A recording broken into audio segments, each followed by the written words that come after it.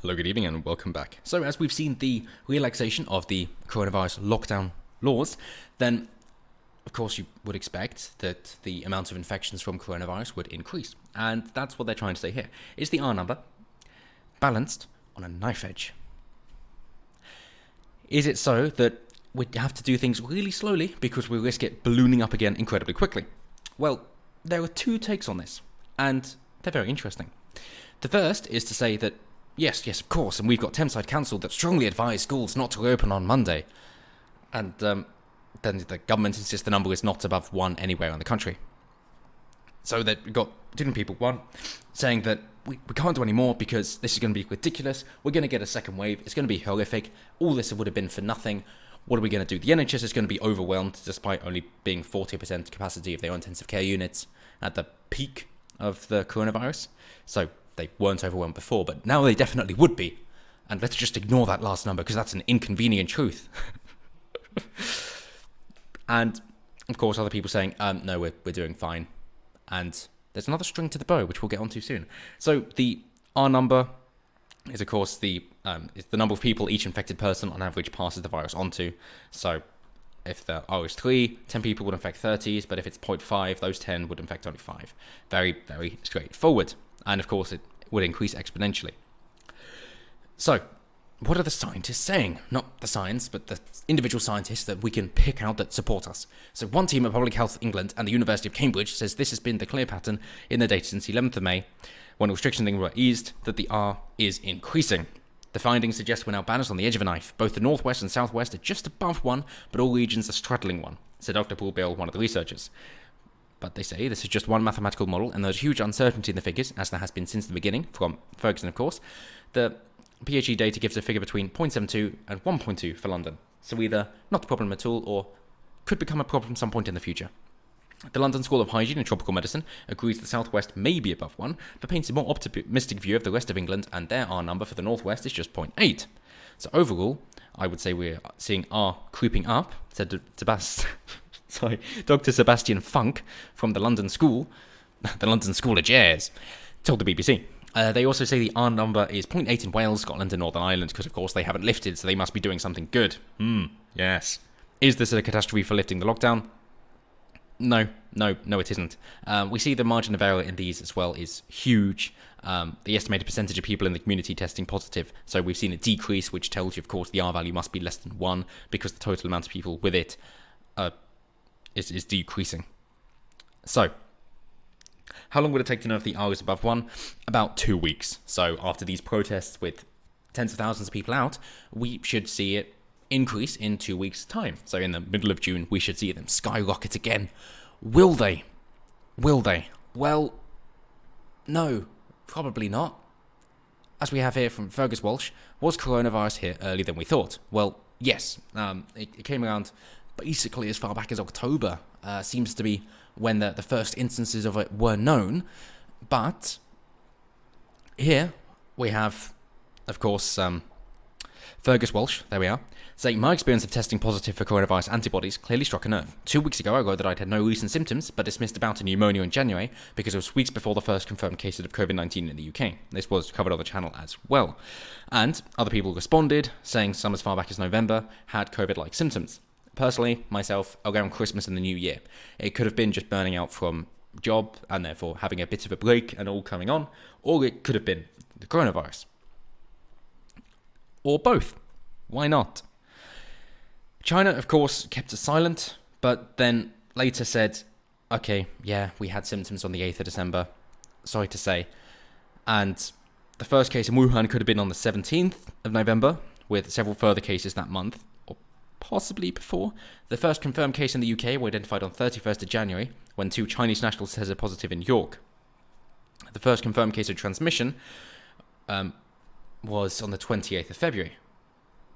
And plenty of people are doubting the official timeline. And I hope now we're not called conspiracy theorists.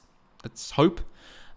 We have COVID-like deaths, including the author Catherine Mayer's husband, Andy Gill, who died from pneumonia-like symptoms. As she says, he returned from a tour in China on 23rd of November, fell ill in December, and died quite a bit later, on 1st of February.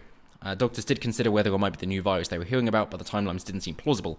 So what can be done about it, basically? How can they try to find out when people had it? Well, one quick way is to, of course, say, have the antibody testing, and then, provided that it wasn't asymptomatic and you did actually have symptoms, how far back was that? And then you can kind of have a gauge of it. Not totally reliable, because you could have been like the 96% of prison inmates who were tested, asymptomatic, or you could then get a feel for when you had it. Either way, if you did test positive, you know you've had it.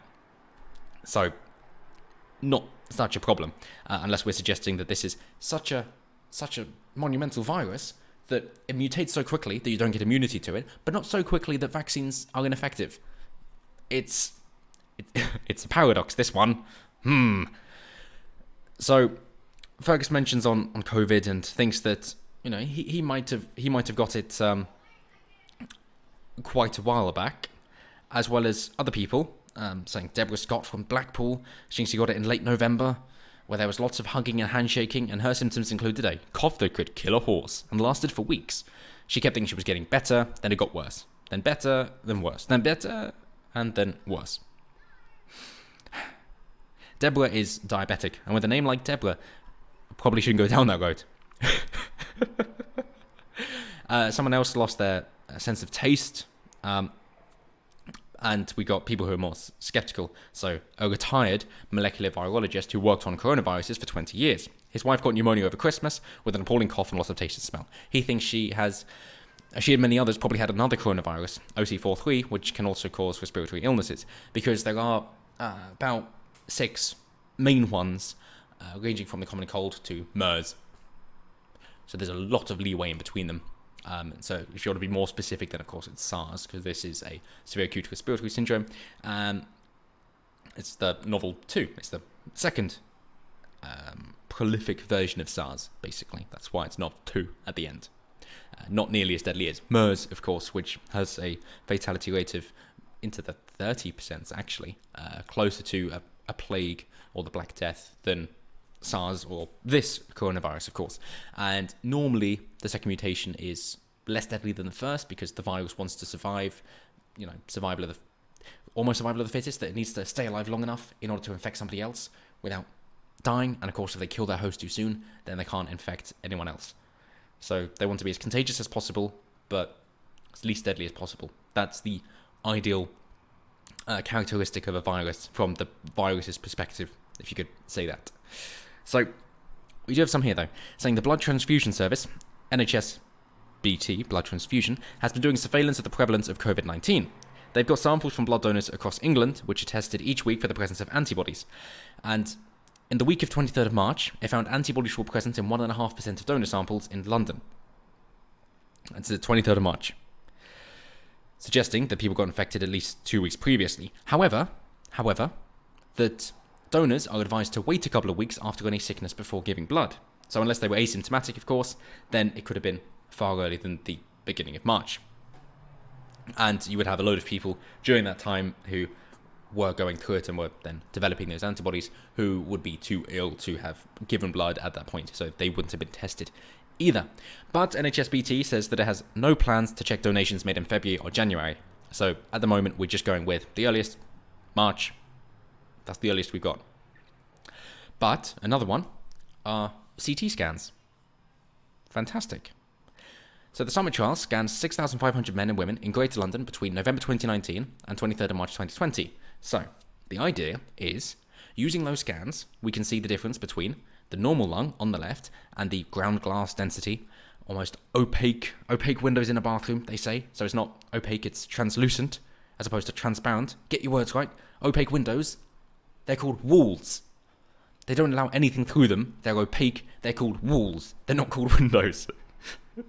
I'm surrounded on 4 sides by opaque windows. And a couple of transparent ones as well. Yes, opaque windows are walls. But they say it would have a ground glass appearance. So the idea being that as there are 6,500, to get some AI, go back through them, and then find out how prevalent it was to have the ground glass density. Again, though, not perfect as nothing would be, because it's hard to distinguish, they say, between COVID-19 and seasonal flu.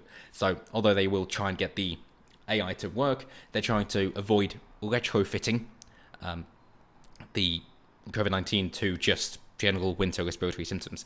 The one possible way around this, though, is that they're saying that you would expect that the normal winter respiratory problems would be getting better as time went on, but, of course, coronavirus has been getting worse as time has gone on. Therefore, you can hopefully try and gauge if it seems that the trend is that these ground glass appearances are decreasing. It's probably just a regular winter respiratory thing. But if they're increasing, then it's more likely to be due to the coronavirus. So there is one slight way around it that they can hopefully look into and try to work out. So, we don't yet know, and as they end with saying, we'll probably never know.